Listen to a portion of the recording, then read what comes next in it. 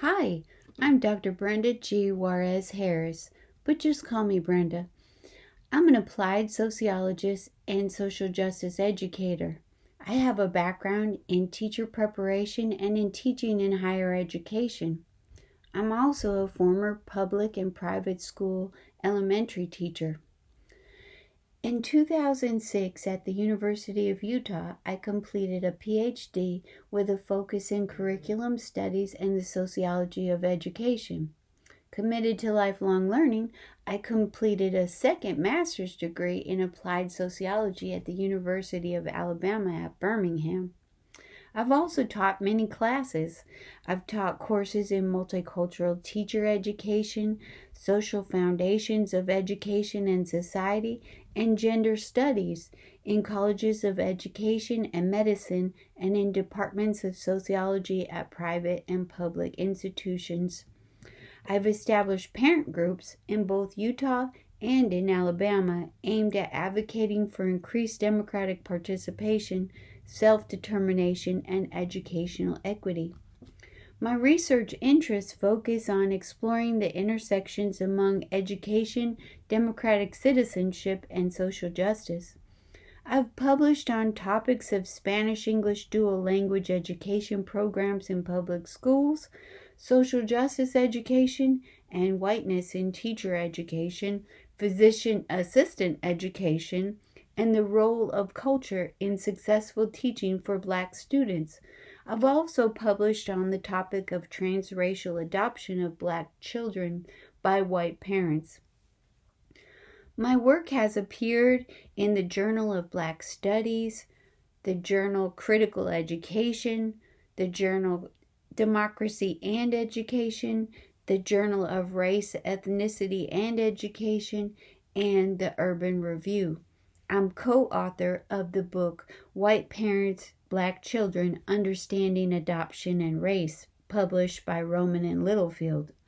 Presently, I'm working on completing an oral history of the first African American Roman Catholic deacon in Alabama as an exploration of the nexus of race, religion, and the creation of spaces of freedom. During my free time, when I have free time, which isn't often, I do enjoy flying drones with my husband LaShawn, walking our dog Pablo, and working with the youth at our parish, trying out new recipes in the kitchen and keeping in touch with our 8 adult children and the 1 son of our youngest son.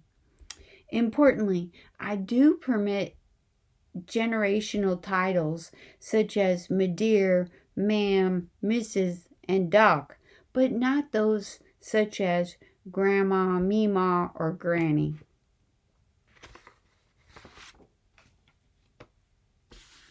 My topic today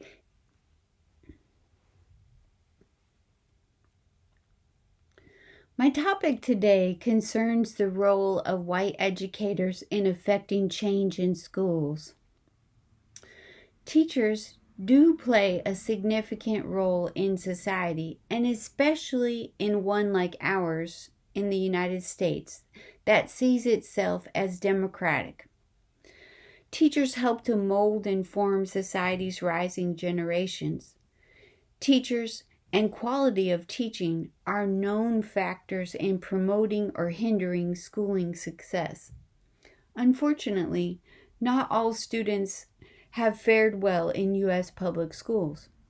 Students identified as Black, Indigenous, and people of color, for example, have faced significant enduring barriers to successful schooling outcomes.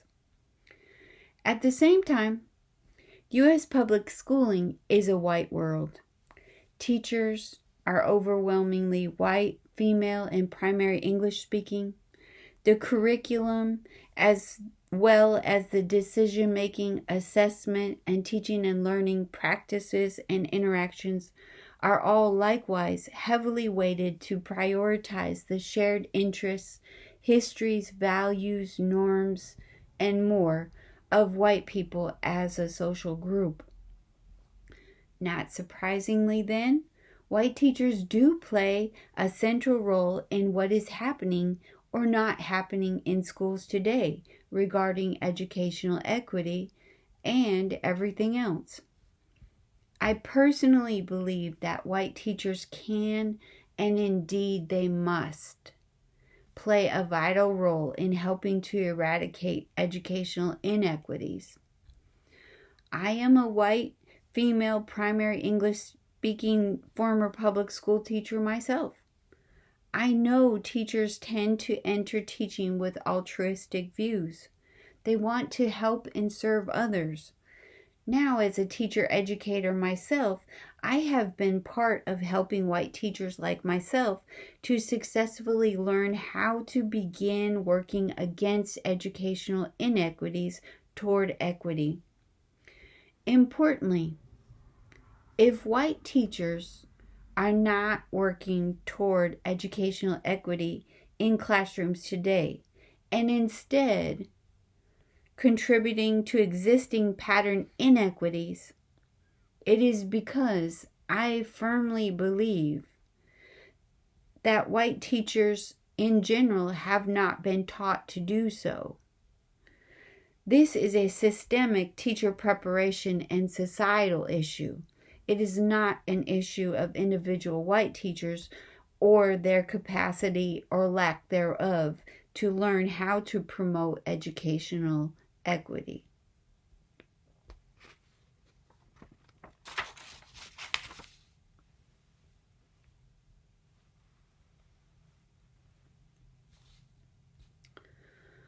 Why is this work concerning educational equity so urgent? To paraphrase Dr. Carter G. Woodson, author of the 1933 text, The Miseducation of the Negro, if you control an individual's thinking, you do not have to worry about their actions. You do not have to tell students, for example, therefore, that they will never succeed in school, because they will not succeed in school without being told. Their education ensures that. In U.S. public schooling today and historically, there are innumerable trends that manifest the pernicious outcomes despite egalitarian intentions of teachers and schools. The school-to-prison pipeline, for example, standardized testing outcomes, school completion rates, placement rates in high-status curricular programs, school discipline rates, and much more. U.S. public schooling has historically and today continues to do immense damage to the sustaining life approaches of communities and their children stigmatized as outside of the racial, linguistic, economic, and otherwise white mainstream. In a society that deems itself democratic, inclusive, and egalitarian, it is not, I posit, acceptable to render whole segments of the population as unworthy and ineligible for the benefits and opportunities reserved for those deemed fully human and thus rightful citizens. This is not acceptable in schools either. If our society is a canoe, and let's imagine that it is, then if one side of our canoe starts to sink, it will not be long until the other side follows to go under.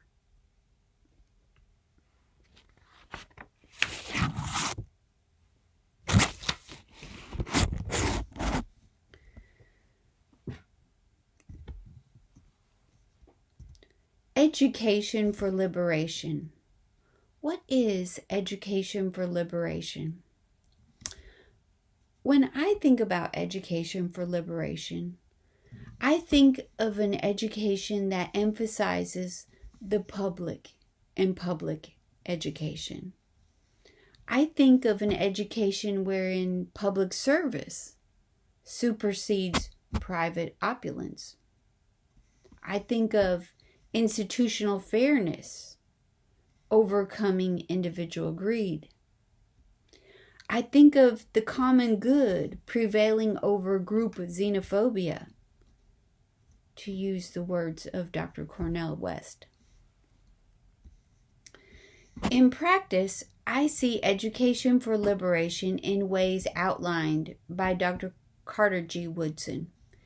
He said, quote, "Real education means to inspire people to live more abundantly, to learn to begin with life as they find it, and to make it better." Unquote. How is this done? How is education for liberation done? I would suggest that it begins by teaching learners who they are and about the world around them, including the structural factors and power relations that do shape their lives, and then helping them to develop the skills, dispositions, and knowledge they will need to appreciate the world and its history, work with others towards transforming those realities, and making room for others in the spaces they inhabit. As historian Robin D.G. Kelley has noted, education for liberation, or what he calls education for freedom dreams, must first transport us to new places. Second, it must compel us to relive horrors. Third, it must enable us to reimagine our world and its social spaces. Put simply, as Dr. Gloria Ladson Billings posits, education for liberation must help students to realize high levels of academic achievement, to become multimodal and multiliterate and bicultural.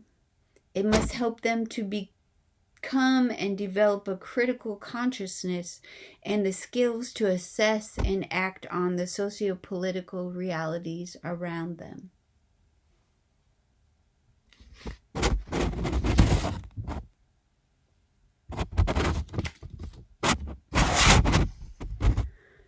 What then do schools with liberatory teaching look like? A school that exhibits liberatory teaching can manifest in many ways. I am thinking of the case studies set forth by Dr. Gloria Ladson Billings in her book Dream Keepers. She shows how each case study is unique and not a cookie cutter, yet each manifests particular characteristics that differentiate it from schooling for the existing status quo or racial hierarchy. I have seen some cases wherein school officials have believed that they were enacting liberatory teaching in their buildings. Yet I was not so sure that this is what it was. In one school, for example, I made regular visits to a school that was attempting to integrate students from their English language learning program into the mainstream classrooms to promote their equitable access to higher status knowledge. Indeed, a very equitable goal for historically underserved students. Unfortunately, when I visited the mainstream classrooms that these students were to be integrated into, it was an experience of having rote knowledge and learning and low-level fill-in-the-blank workbook practices softened by a warm teacher who was loving and warm and used jokes and humor as sugar to make the bitter, boring curriculum go down a little easier. Why, I ask you, would you want to integrate English language learners into that nice but still burning house of learning, as James Baldwin might call it? This is not liberatory. It might instead be seen as well-intentioned, nice racism, but it is not liberatory. Thus, there are pitfalls that can become barriers for those seeking to realize liberatory education intentions and practices do not always ensure liberatory outcomes. Thus, for education to be liberatory, it must be organized in all that it does. Every practice, every instructional interaction, every book selected, every song chosen to be performed, and so on. Everything must be organized so that it promotes each learner's ability to critically think for themselves and develop their skills to assess and act on their surroundings in collaboration with others to promote the full humanity and inclusion and development of all. This requires ability to assess and act on and transform inequities.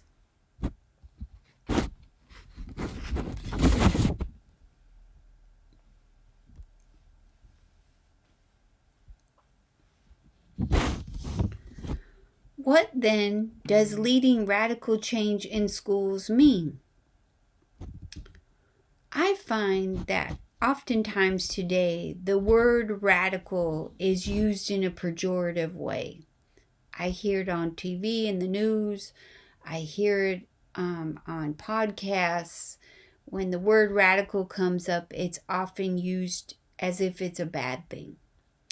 Yet, radical, and thus radical change, in my mind, means to address something concerned with relations of power.